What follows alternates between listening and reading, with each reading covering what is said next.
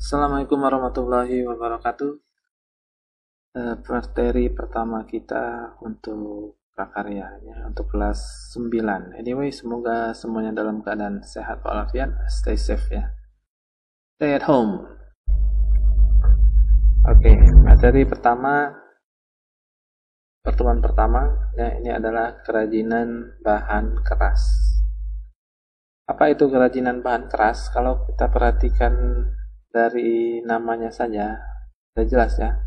Itu kerajinan dari bahan keras, artinya bahannya itu sulit dibentuk ya. Contohnya apa? Lihat gambar. Nah, itu ada tas, juga ada tas anyaman, ada kayu, ada ukiran ya. Ini sepertinya kaca. Jadi bahan-bahan ini bersifat keras dan sulit dibentuk, makanya dinamakan dengan kerajinan bahan keras. Gambar ini dari buku paket ya. Next, kita langsung lanjut saja. Tadi sudah ada pengertian bahan keras. Oke, bagian A, prinsip kerajinan bahan keras. Pengetahuan dalam keragaman bahan dan alat serta teknik yang digunakan dalam pembuatan kerajinan bahan keras. Nah, ini yang akan kita pelajari ya. Pengetahuan dalam keragaman dan pembuatan kerajinan bahan keras. Ini pennya terlalu tebal. Tekan lagi. Oke.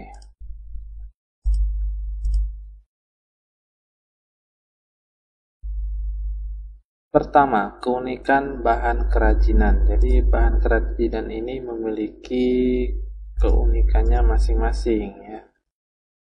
Ada yang halus, ada yang kasar, ada yang agak sedikit lentur. Jadi tiap-tiap bahan itu memiliki keunikannya masing-masing. Jadi seorang pengrajin, nanti kita coba buat. Jadi harus tahu keunikan dari bahan kerajinan.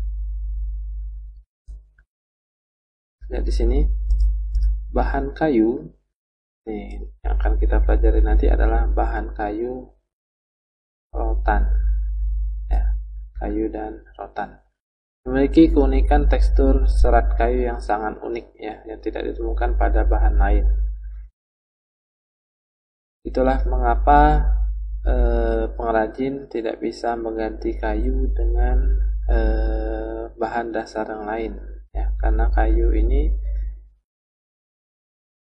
mempunyai tekstur serat yang unik. Jadi kayu ini sangat halus, beda dengan bahan misalnya semen ya. Lihat gambar.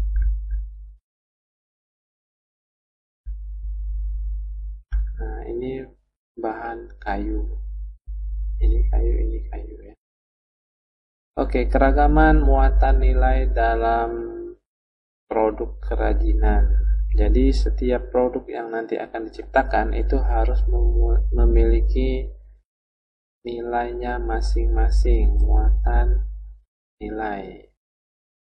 Harus mempunyai muatan nilai masing-masing. Jadi kalau di bukunya ini ada 4 ya, nilai sebuah produk. Nah, jadi setiap produk yang diciptakan harus mempunyai nilai masing-masing. Lihat gambar pertama, ini gambar keranjang rotan ya, dengan nilai fungsional. Apa fungsi keranjang ini? Jelas ya, untuk mengangkat atau menaruh sesuatu, makanya dibilang nilai fungsional. Ada yang berfungsi sebagai penghias, ada yang berfungsi sebagai alat pakai. Lanjut, gambar kedua itu pin berlogo klub sepak bola. Anyway ya. Jadi kalau kita lihat pinnya sekilas, maka kita sudah tahu, oh itu klub bola ini, oh itu yang ini. Itu dinamakan dengan nilai informatif. memberikan informasi.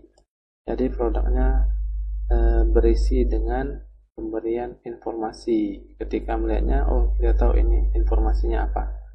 Itu fungsi informatif. Selanjutnya ada lukisan kaca ya, dari bahan keras kaca. Cerita Mahabharata dengan nilai simbolik ya, menyimbolkan sesuatu. Jadi kalau kita lihat gambar ini kita tahu oh ini cerita Mahabharata, ini si Mahabharata, simbol melambangkan sesuatu, itu fungsi nilai simbolik. Dan yang terakhir adalah kerajinan tas kulit dengan nilai prestis. Apa itu nilai prestis?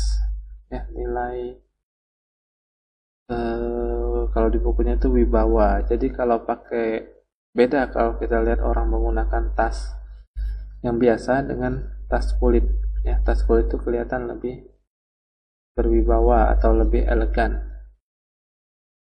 Tuh, nilai prestis, nilai wibawa. Tas kulit dengan tas biasa tentu orang lebih, kalau bergaya lebih tas kulit, ada nilai tambahnya. Itu jadi nilai produk yang harus kalian tahu sebelum kita nanti merancang produk. Oke, next kita cepat, kita 10 menit saja ya.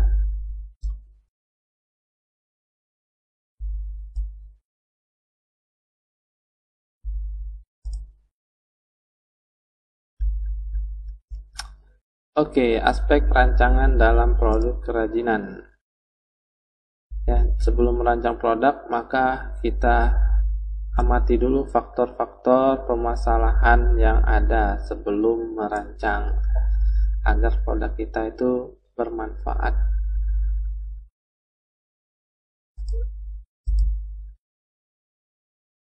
Yang pertama adalah sebelum merancang kalian perhatikan faktor teknis.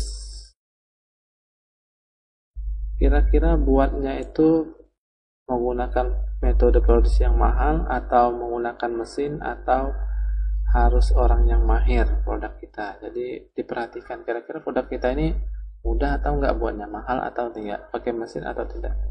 Yang kedua, faktor ekonomis. Faktor ekonomis ini memiliki daya jual ya. Apakah pemasarannya setelah jadi pemasarannya mudah? Apakah pendistribusiannya mudah? Melanggar hak cipta atau enggak? Yang memiliki nilai jual, atau lihat juga selera masyarakat terhadap produk kita. Dua faktor. Selanjutnya faktor ergonomis. Ingat, barang yang kita ciptakan ya itu harus nyaman. Bahaya kalau nggak nyaman ya, bisa melukai. Jadi harus nyaman, aman ya, sesuai dan praktis, tidak ribet. Jadi diperhatikan faktor ergonomis produk yang akan kita ciptakan. Next, faktor sains dan teknologi. Apakah ada inovasi atau temuan baru atau memodifikasi produk yang sebelumnya. Jadi ada produk kita modifikasi atau kita menciptakan produk baru. Terus harus mengikuti perkembangan pengetahuan dan teknologi produk kita, jadi tidak ketinggalan zaman.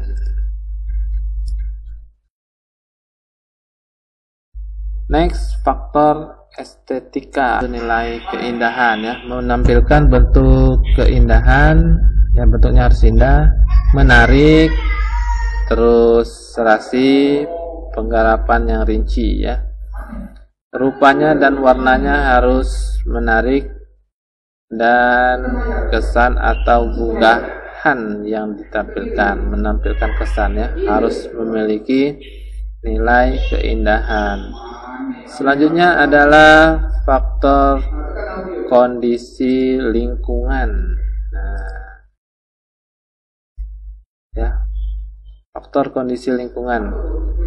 Yang pertama ada nilai budayanya, ya harus diperhatikan, jangan sampai produk kita itu justru bertentangan dengan budaya setempat.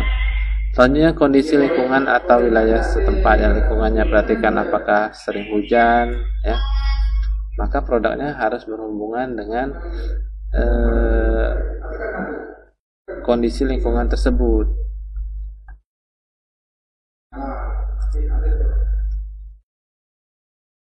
Oke, jadi untuk sementara sampai di sini dulu ya.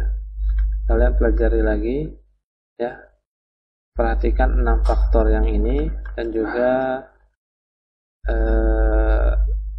cari-cari lagi produk-produk limbah keras, kerajinan bahan keras yang ada di sekitarmu. Anyway, nanti tugasnya Bapak sampaikan di classroom.